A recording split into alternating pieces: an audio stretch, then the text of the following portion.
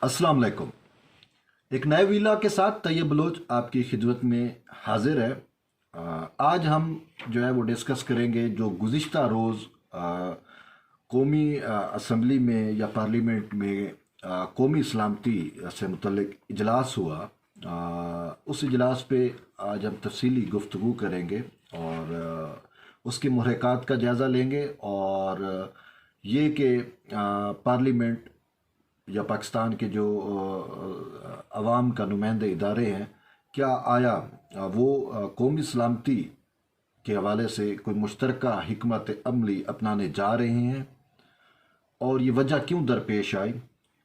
और इस हवाले से कल हमें जो अपोजिशन है, अपोजिशन की पार्टीज़ हैं जिसमें पाकिस्तान मुस्लिम लीग नून है, पाकिस्तान पीपल्स पार्टी है, जमीयत उलमा इस्लाम फे है, ANP है और इस तरीके से और भी दीगर बहुत सारी हैं पार्टियाँ। उनका एक हमें जो स्टैंड है वो एक मुश्तरक स्टैंड नज़र आया और उनका ये कहना था कि किसी को इजाज़त नहीं दी जा सकती कि वो पाकिस्तानी अवाम के इस नुमाइंदे इदारे यानी पार्लिमान को बाईपास करके जो है वो दहशत गर्दों के साथ मुज़ाकरात करे। दरअसल मामला जो है वो तहरीक तालिबान पाकिस्तान से मुतल्लिक था, क्योंकि अफ़गानिस्तान के अंदर तालिबान की जो अमारत कायम हुई उसके बाद हमारी बहुत सारी जो डिमेंशंस हैं वो भी तब्दील हो रही हैं और हालात भी जो है वो रोज़ बरोज़ तब्दील होते जा रहे हैं। और फिर अफ़गानिस्तान में तालिबान की फ़तह से जो जिहादी ग्रुप हैं उनको बहुत ज़्यादा सपोर्ट मिली और ख़ासकर वो जिहादी ग्रुप जो पाकिस्तान में रियासत पाकिस्तान के ख़िलाफ़ या पाकिस्तान के इदारों के ख़िलाफ़, पाकिस्तान के आइन के ख़िलाफ़, पाकिस्तान के कानून के ख़िलाफ़ जो है वो जिहाद करते हैं, या मैं तो जिहाद नहीं करूँगा, कहूँगा उसको फसाद कहूँगा, क्योंकि वो फसाद फिल अर्ज़ कर रहे हैं और पाकिस्तान के आइन को नहीं मानते और शरीयत की बात करते हैं और भी बहुत सारी उनके अपने इश्यूज़ हैं। और कहा यह जाता है कि उनको बैरून मुमालिक से फंडिंग भी मिलती है ताकि रियासत पाकिस्तान को कमज़ोर किया जा सके और स्टेट की रिट जो है उसको ख़त्म किया जा सके। तहरीक तालिबान पाकिस्तान से हम सब वाकिफ़ हैं और गुज़िश्ता जो 9/11 के बाद से हमने देखा कि पाकिस्तान में किस तरीके से तहरीक तालिबान पाकिस्तान ने दहशत गर्दाना कार्रवाइयों में हिस्सा लिया। पाकिस्तान की रिट जो है, स्टेट की जो रिट है, उसको उसने चैलेंज किया। वज़ीरिस्तान हो, वाना का इलाका हो, फाटा हो, सवात हो, मालाकंड, ये जितने भी एरियाज़ हैं जो ख़ासकर अफ़गानिस्तान के साथ एडजेसेंट एरियाज़ हैं, वहाँ पे हमें इनका बहुत स्ट्रांग होल्ड नज़र भी आया। और फिर तकरीबन इस वॉर ऑन टेरर पे, दहशत गर्दी के ख़िलाफ़ जो जंग हुई, पाकिस्तान ने 70,000 से ज़्यादा जानें कुर्बान की, यानी कि सिविलियन जो है, और फिर उसमें आर्मी के लोगों की भी बहुत ज़्यादा कुर्बानियाँ मौजूद हैं। और फिर इसके साथ साथ स्कूल, मस्जिद, मंदिर, गिरजाघर, चर्च और पब्लिक मकामात, लारी अड्डे, फ़ौजी तनसीबात, कहीं कोई ऐसी जगह नहीं जहाँ पे इन्होंने बम ना फटाए हों, दहशत गर्दी ना हुई हो। सानिया जो हुआ आपके सामने, पेशावर में आर्मी पब्लिक स्कूल का 100 से ज़्यादा बच्चों के किस तरीके से उसको उनको के ऊपर जो है वो एक वार किया गया और मासूम कलियों को, फूलों को जो है वो मसल के रख दिया गया। और इसके साथ फिर हमारी जो कौमी क़यादत है, सियासतदानों में अगर हम देख लेते हैं तो उसमें मोहतरमा बेनज़ीर भुट्टो को शहीद किया गया। ANP की मोस्टली जो क़यादत है उसको टारगेट का निशाना बनाया गया, उनको जो है वो कत्ल किया गया। तो यानी कि 9/11 के बाद हमने देखा और उसने पाकिस्तान में खुल के कार्रवाइयाँ की। फिर उसके बदले में जो है वो पाकिस्तान की फ़ौज ने, अफवाज पाकिस्तान ने आर्मी ऑपरेशन भी लॉन्च किए और उनको पाकिस्तान से उनका तकरीबन सफाया किया और वो लोग मजबूर होकर अफ़गानिस्तान में चले गए। अब मामला जो है वो इस नैज पे पहुंच चुके हैं, जैसे मैंने पहले भी आपको बताया कि अफ़गानिस्तान में तालिबान की हुकूमत के बाद उनको शह तो मिली, लेकिन पाकिस्तानी जो रियासत है या इसके जो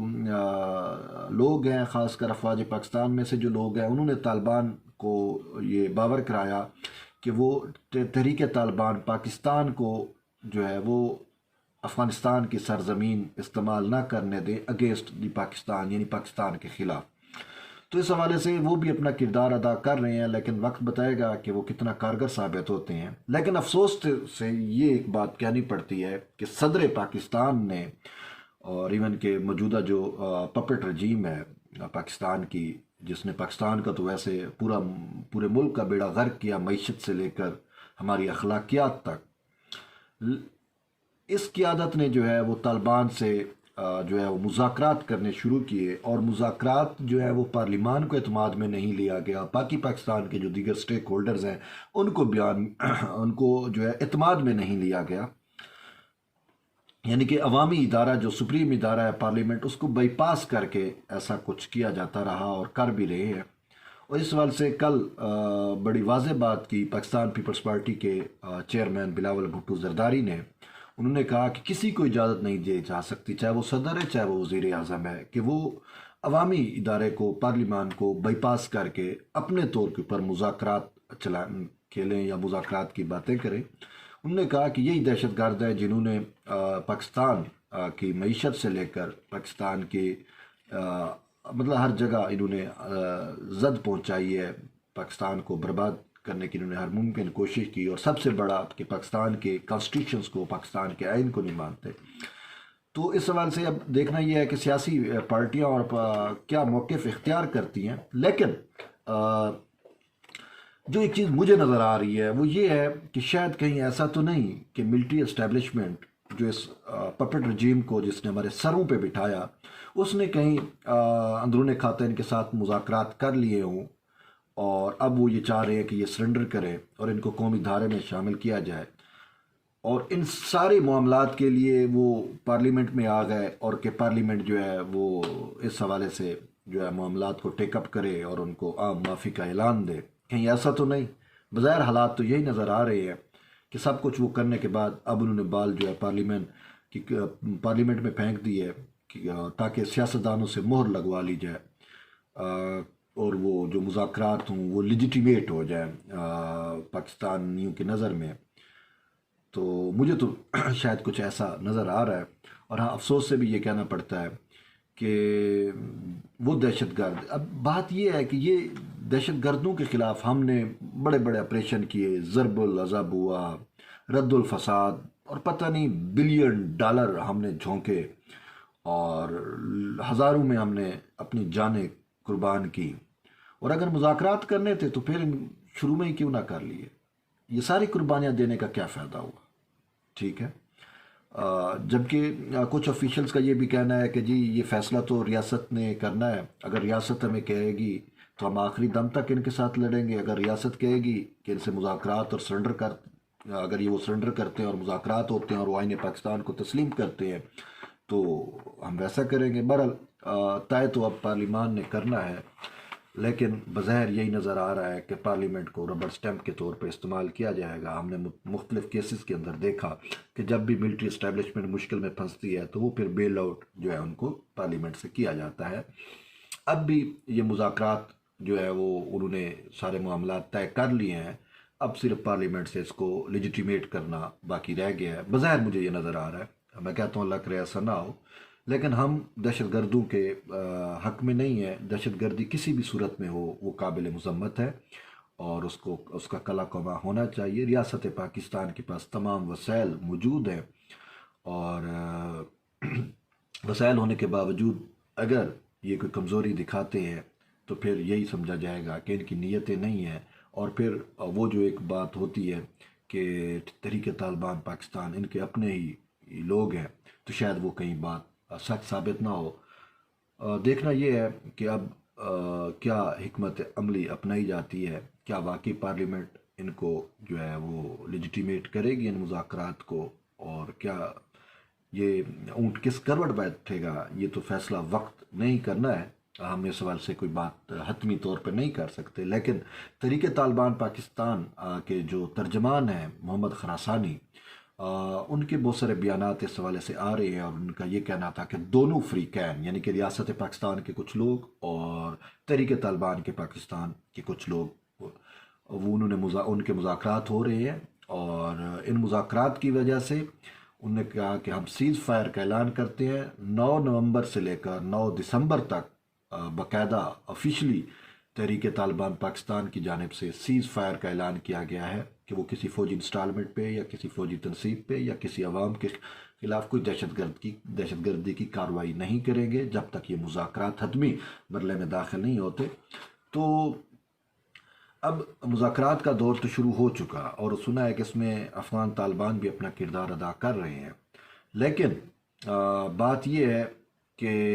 کیا آیا جو پارلیمنٹ ڈیسائیڈ کرے گی ویسا ہوگا، اور کیا پارلیمنٹ واقعی عوامی منشا کے مطابق کچھ چیزیں ڈیسائیڈ کرے گی، یا محض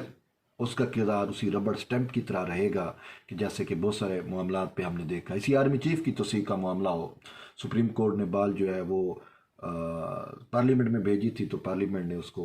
توسیع دے دی، تو اسے نظر آتا ہے کہ پارلیمنٹ میں کتنی طاقت ہے، کیونکہ بظاہر میری اوپینین میں جو ہے وہ پارلیمنٹ ایک ربڑ سٹیمپ ہے، اور وہ اسی کو یوز کر کے، جیسے کل فوجی قیادت جو تھی وہ بڑی پرسکون تھی، جس میں باجوہ صاحب آرمی چیف یا جنرل فیض کل جو تشریف لیا بہت پرسکون تھے، لیکن سیاستدان بیچارے جو ہے وہ اپنے تذبذب کا شکار تھے، اور ان کو اس چیز کا بھی برملا غصہ بھی تھا کہ یار انہوں نے ہمیں بائی پاس کر کے آج ان کو پارلیمنٹ یاد آئی، لیکن مذاکرات انہوں نے پہلے سے شروع کیے ہوئے ہیں، جس کا اظہار مختلف اپوزیشن لیڈرز نے کیا بھی صحیح۔ اور پھر اس سے بڑھ کے ایک اور بات جو اہم ہے وہ یہ ہے کہ اگر پارلیمنٹ کوئی مضبوط سٹینڈ اڈاپٹ کرتی ہے اس حوالے سے، تو کیا اس پہ امپلیمنٹیشن ہوگی؟ جیسا کہ میں نے آپ کو کہا کہ کچھ فوجی ملٹری آفیشلز کا یہ کہنا تھا کہ اگر ہمیں ریاست کہے گی کہ آخری دم تک لڑو اور ہم لڑیں گے، اگر وہ کہے گی کہ نہیں لڑنا ہے ان کے ساتھ، ان کو ہم معافی دیتے ہیں، تو ہم پھر بھی اس کے ساتھ ہیں۔ اور جیسے کہ آرمی چیف نے بھی کہا کہ جی Imran Khan is my boss, he is not my friend but he is my boss, تو باس دیکھتے ہیں جی، اور وہ پھر باس خود کل نہیں آیا، یعنی کہ آپ یہ دیکھیں پارلیمنٹ کے اندر چاروں صوبوں کے جو چیف منسٹر ہیں وہ تھے، پاکستان کی جتنی پارلیمانی جماعتیں ہیں چاہے وہ اپوزیشن کی ہوں یا حکومتی اتحاد میں، ان سب کے سربراہان موجود تھے، اور وہ سب لوگ موجود تھے، وہ اکلوتا ایک شخص عمران خان نہیں تھا، اس نے اپنے آپ کو سنگل آؤٹ کیا، اور وہ نہیں تھا، اس کو ہونا چاہیے تھا، اگر یہ قومی سلامتی کا اجلاس تھا، اس سے متعلق اجلاس تھا، تو اس کو تو ہونا چاہیے تھا، افسوس وہ نہیں آیا۔ میری رائے میں یہی ہے کہ یہ خود وزیر اعظم عمران خان جو ہے یہ خود سب سے بڑا قومی سلامتی کا تھریٹ تو یہی خود ہے۔ آپ دیکھیں کہ اس کی حکومت میں کشمیر ہم سے چلا گیا، اور ہم صرف پامپ کرتے رہ گئے، جیسا کہ انہوں نے لگایا بھی تھا کشمیر ڈے کے اوپر کہ جی یہ سرینا کے چوک کے سامنے کہ اگر آپ مودی کو فاشسٹ سمجھتے ہیں تو اپنی گاڑی کا ہارن بجائیں۔ اچھا جی، وہ کشمیر لے کے چلے گئے، اور یہ ہمیں کہتے رہے کہ ہر جمعے کی نماز کے بعد آپ نے جو ہے وہ خاموش احتجاج کرنا۔ واٹ اے نان سینس یار۔ اب کشمیر چلا گیا، بات آتی ہے معیشت کی، کوئی بھی ریاست معیشت کے بغیر سروائیو نہیں کر سکتی، بڑی بڑی ریاستوں کو جن کے دنیا پہ ورلڈ آرڈر قائم تھے، سوویت یونین کی مثال ہے۔ سوویت یونین کیوں مطلب ہے ختم ہوا؟ سمپل سی بات ہے کہ اس کی ریاست کی جو معیشت تھی وہ کمزور ہو گئی، جس وجہ سے وہ ٹکڑے ٹکڑے ہوا۔ اور بھی بہت سارے ممالک کی ایسی ایگزامپلز آپ کو مل سکتی ہیں اگر آپ ہسٹری کے اسٹوڈنٹس ہیں تو، کہ کس طریقے سے بڑی بڑی ریاستیں محض کمزور معیشت کی وجہ سے ان کا خمیازہ بکھر گیا۔ اور آج پاکستان بھی اسی نہج پہ ہے کہ آپ دیکھ لیں کہ عوام زبوں حالی کا شکار ہے، جو IMF کے اکانومک ہٹ مین ہیں انہوں نے عوام کا استحصال جو ہے وہ جاری کیا ہوا ہے، اور پھر مختلف کارٹلز بنے ہوئے ہیں، اور وہ کارٹلز حکومتی اشیرباد کے بغیر کچھ بھی نہیں کر سکتے، ٹھیک ہے؟ حکومت کی اشیرباد ہوتی ہے تو وائرس، چینی، گھی، آپ کسی بھی چیز میں چلے جائیں، گندم، آٹا، وہ سارا کچھ کتنا مہنگا کر رہے ہیں، عوام کے لیے جینا دھوبر ہو گیا ہے۔ تو مطلب ہے وہ شخص جس نے ملک کی معیشت تباہ کر دی، اس سے بڑا جو سیکیورٹی رسک ہے، سیکیورٹی تھریٹ ہے، وہ کون ہوگا؟ سب سے بڑا سیکیورٹی تھریٹ میرے لیے، میرے نزدیک خود خان صاحب ہے، اور پاکستان کی سیکیورٹی یا قومی سلامتی اس وقت تک محفوظ نہیں ہو سکتی جب تک یہ شخص جو ہے وہ اپنے عہدے پر قائم ہے۔ اس وجہ سے پارلیمنٹ کو چاہیے کہ وہ قومی سلامتی سے متعلق کوئی بھی لائحہ عمل اپنائیں، پہلے اپنے ملک کو بچائیں، ٹھیک ہے؟ دہشت گردوں سے بھی ہم نمٹ لیں گے، اگر آپ کی معیشت مضبوط ہوگی تو دہشت گردوں سے بھی نمٹا جا سکتا ہے۔ اگر معیشت ہی نہیں ہے تو آپ کیسے نمٹ سکتے ہو، ٹھیک ہے؟ تو اس وجہ سے اب یہ پارلیمنٹ کے اوپر اور اس میں بیٹھی تمام جماعتوں کے اوپر یہ چیز آتی ہے کہ انہوں نے یہ اس کا مظاہرہ کرنا ہے کہ they are not a rubber stamp, اور وہ جو بھی فیصلہ کریں گے وہ عوام کے بہتر مستقبل کے لیے کریں گے اور عوامی حق میں فیصلہ کریں گے۔ تو